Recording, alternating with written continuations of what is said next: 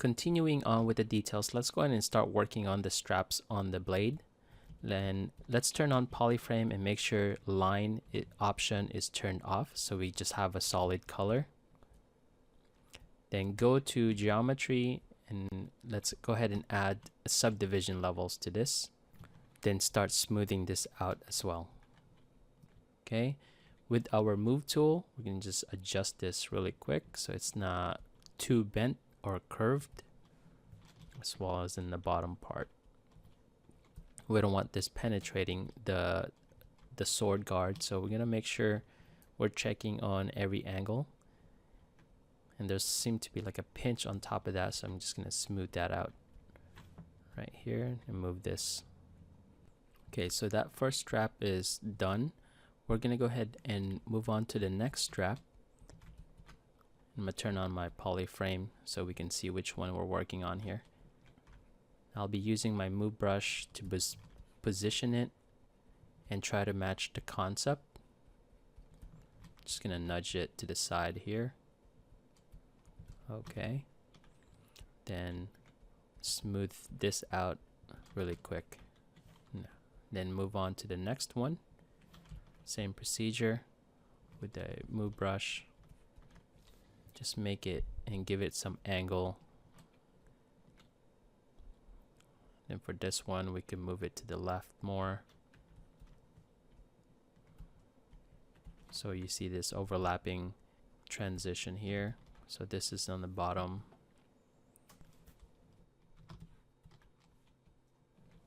This one's underneath the diagonal, or actually on top of it. So we're going to go ahead and adjust that. Whoops, I just want to rotate just the strap and then move this aside and go back to my move brush and make sure there's no penetrations on any of the straps. And we're going to duplicate some of the straps, so because I think we're missing a couple more. So I'm going to select that. Make sure I'm selecting the subtool and not the folder. And I'm going to duplicate this. Okay, I'm going to use my gizmo to move it to the left. And then adjust this as well. And then go back to my move brush and just tuck that inside. Somewhere around there so it has some negative space between the two straps. Okay, make sure some of this is straight. Alright, this is looking pretty good. I'm going to go ahead and add a subdivision and then smooth it out. I'm going to smooth some of these real quick. Okay, and I'm in subdivision 3 right now.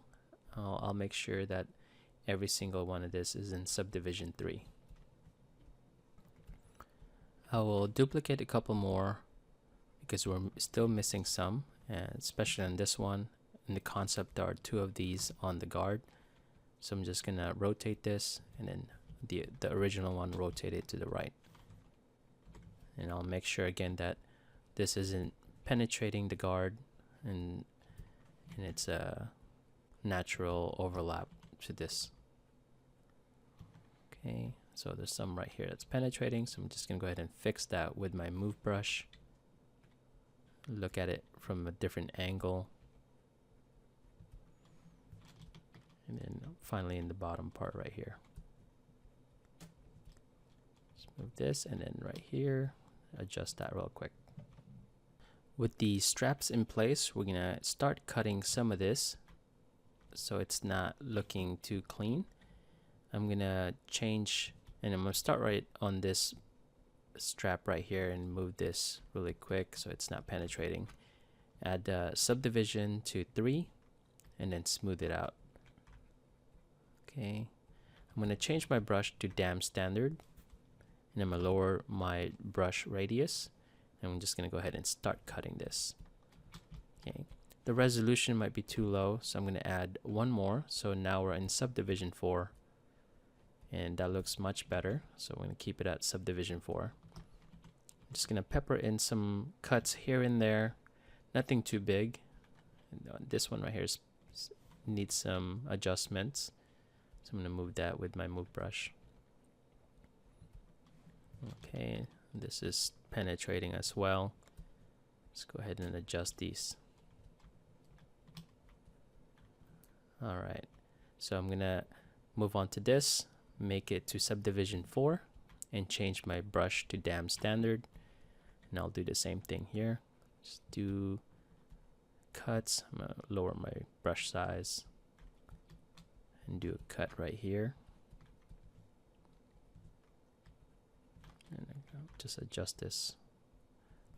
And actually in the concept, this is on top of the one in the bottom right here. So we're just gonna adjust that with our move brush. And adjust this too. Okay. Alright.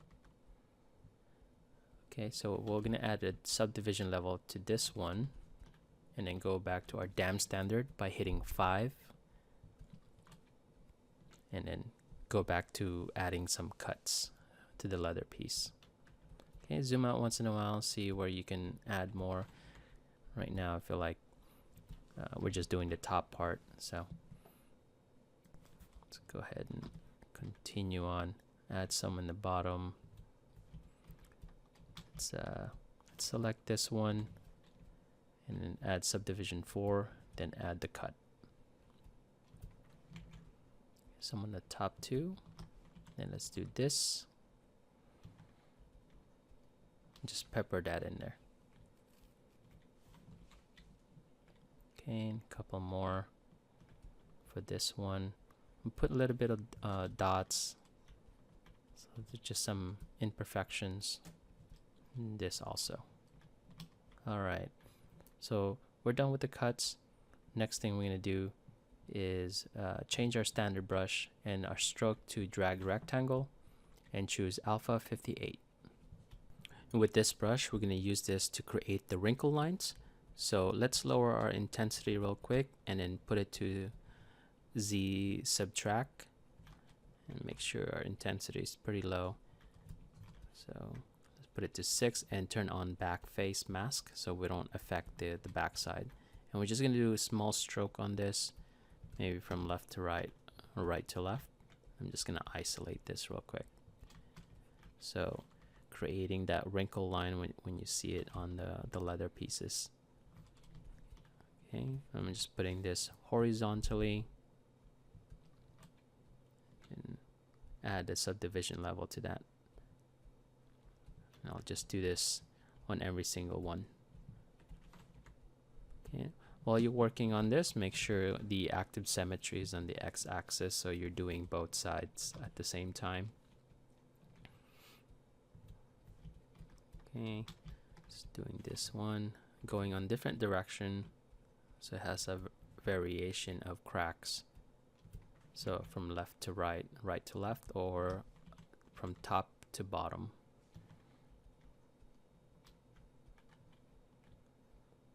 It's an easy way to get more detail out of your sculpts. Instead of doing it by hand or manually with just a brush, we're using the alpha. And finally, we'll do these last two right here. Okay, last one. Make sure you get the top side too. Alright, so we got some wrinkles on our leather. Then to finish off these straps, we're gonna add some more deeper cuts with our dam standard with the same setting as last time. Okay, just a little bit bigger so we can see it from mid-range. And then with your move brush, turn on accurate curve and just pinch some of this, because right now some of these straps are pretty straight, so we're just gonna bend it, maybe not too much, like this one right here. I'm gonna undo it and just add subtle bend to it. Moving on, we're going to start working on detailing the guards, and we're going to assign the metal material with lower intensity, and we're actually going to make this into metal. So let's go ahead and fill objects on both of them. Then let's go to our dynamic subdivision and turn that off. And we're going to actually add real subdivision level. And we're going to go to 6. See if that works. All right. With that subdivision added, we're going to smooth this out with our smooth brush, or by holding shift and just smoothing that out. Same thing on the second guard. We're going to turn off dynamic subdivision, then add subdivision level all the way to 6 and hold shift and smooth out the edge. When you're done smoothing it out, go ahead and add one more subdivision level. Now we're going to start damaging this piece right here. With our trim dynamic, we're going to do the same thing we did with the blade. Just damage some of the areas, especially on the edge. I'm just going to go ahead and just put some dent into this. Okay, we don't want this to be smooth, so we're just going to do that. And especially on the edge part. So I switched my brush to H polish instead of trim dynamic, and I'm just going to go ahead and just dent some of this. Then especially on the flat surfaces, I'm going to go ahead and then just put some alpha on this as well. Okay, to get some interesting shape in there. And you'll notice on the specularity or the roughness value of that metal, you can see the dents. So that's going to come out well if you do render this or present this later on. Okay, we just continue on, then polish this up. We'll do a couple more of this, just polish it up, and then next we're going to start doing some cuts to this metal. Okay. Now let's go ahead and change our brush to dam standard and change our alpha to alpha 40. And we'll do a couple of cuts on the back side of this, and then maybe some on the front. And again, I'm working with symmetry on the x-axis. Now you can make this unique on each side, but you don't really see both sides at the same time. Doing symmetry on it is okay.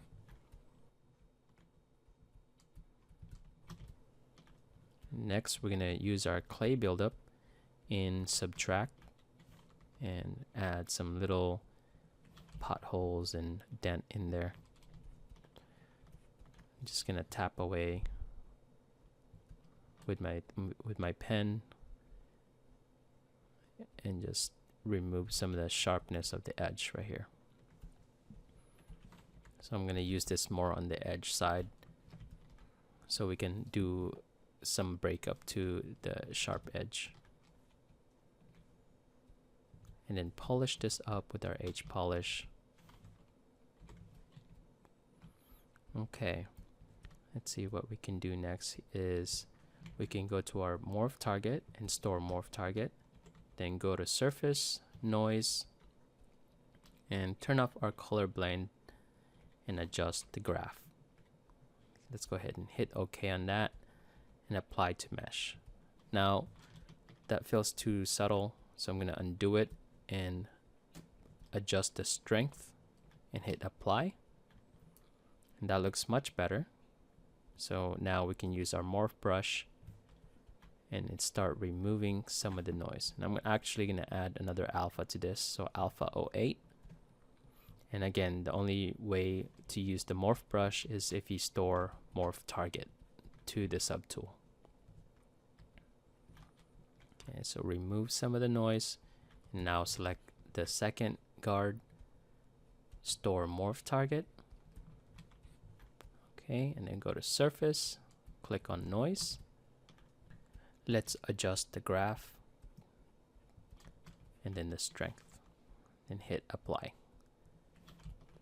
And let's go ahead and remove some of the noise with our morph brush. Let's do the bottom side here. we're going to keep the noise on some of the pockets where we have dents.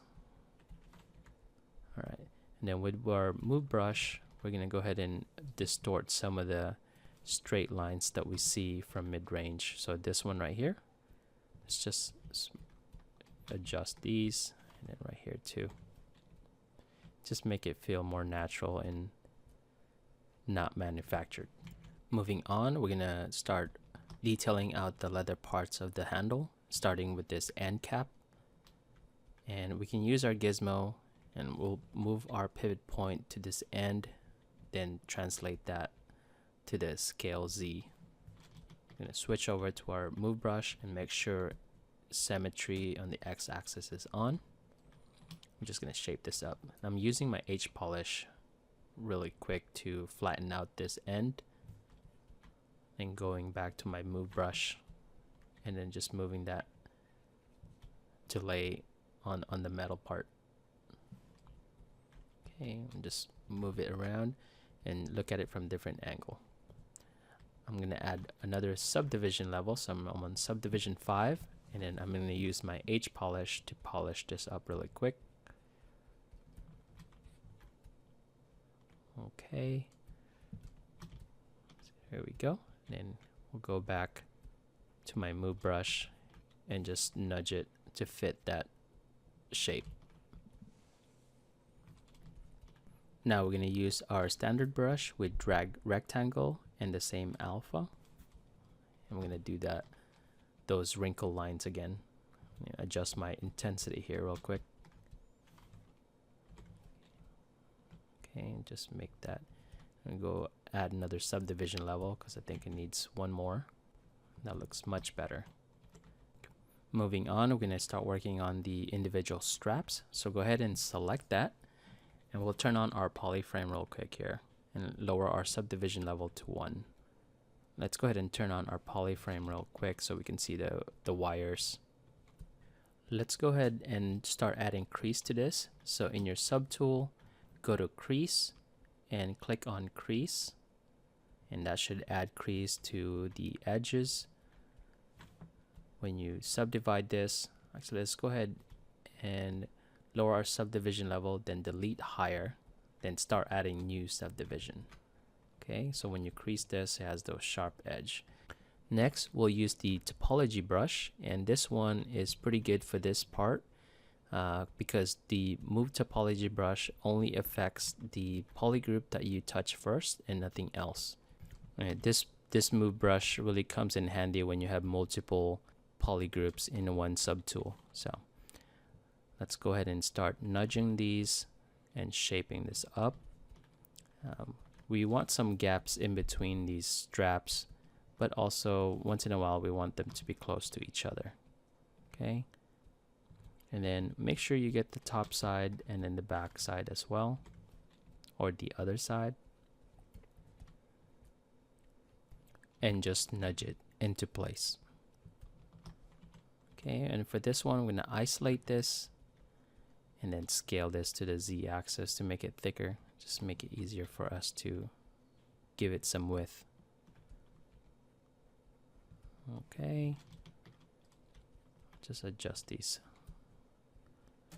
Then next, we'll do this one, get it closer on the bottom part. And we'll just be doing this for the rest to shape it up before we start doing the details on this guy, on this part right here. Okay, and then this last one seems to be inside this cylinder, so let's go ahead and make that stick out. Alright, so we're done adjusting this, and next let's go ahead and make sure that we're in subdivision 5, and then we're just gonna smooth this out by holding shift on our keyboard, and we'll do the back side as well. So we'll adjust some of these because some of them after doing a subdivision kind of got softer, so we're just gonna adjust this. Now go ahead and color pick the leather and apply that to the actual base of the handle, because we're gonna create that as leather as well. All right, so I'm just gonna adjust these real quick with my move brush so it has a nice transition from the ends to the center of the handle. This other end right here needs a little bit of work, so we're gonna use and adjust this really quick. I'm gonna turn on my transparency, and then with my gizmo I'm gonna move this and make sure that's not penetrating to the metal part. And with my move brush, I'm just gonna shape this up to fit well from the metal to the center, so it has that nice fall off from the side view. Alright, so going back to your standard brush with drag rectangle, I'm gonna turn on my intensity to 12, and I'm gonna use the same alpha. Notice we're on subdivision 7 for this. Okay, that's pretty good. I'll add some here too to match that backside. Now I'm gonna start working on the straps. I'm gonna turn on my subdivision to 7, and I'll use the same alphas as well. So I'm gonna isolate individual ones so I don't affect the next one to it. Now make sure active symmetry in the X is turned on. And I'm actually gonna go from top to bottom on this, so it has vertical wrinkles to it. And I'll just do that for the rest. Okay. And my intensity on this one is around 10. I don't want that to be too harsh. And a couple more. Just gonna go ahead and add some details to this.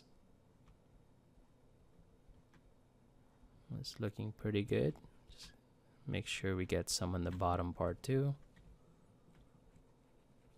And then let's see, I'm gonna add where I selected the cylinder inside and subdivided it to 6, and I'm doing the same alpha treatment for this, since this will be leather also. And we don't see some of that, so I'm gonna add it on a horizontal way.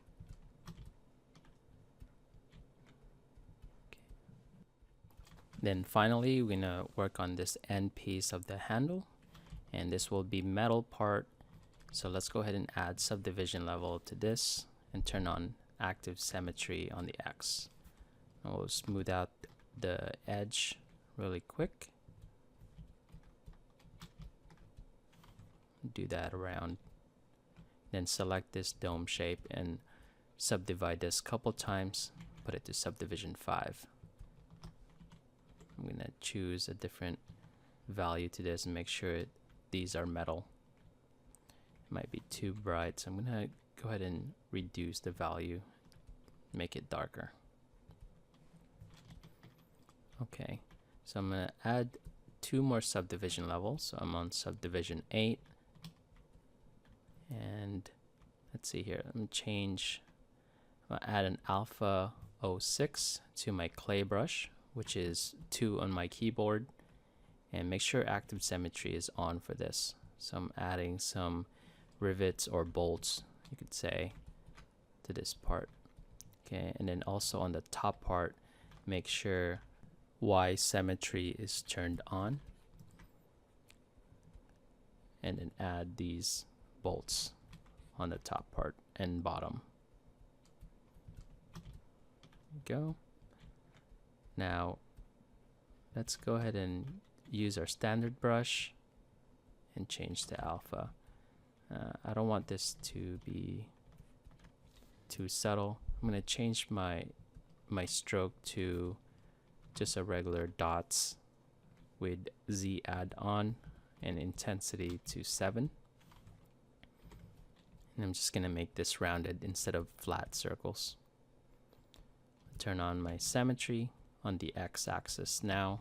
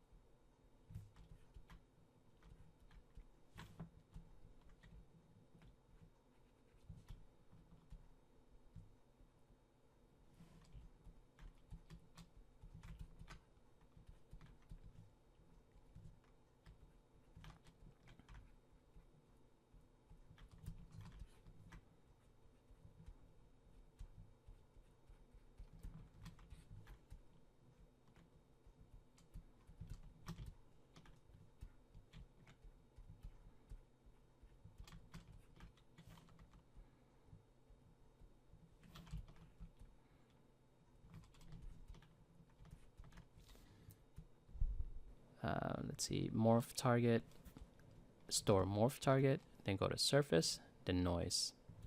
I'm going to recenter this. And I'm going to go ahead and move my graph and turn off color blend and adjust the strength. I'm going to hit apply and go to my morph brush with my alpha still intact and start removing some of these noise.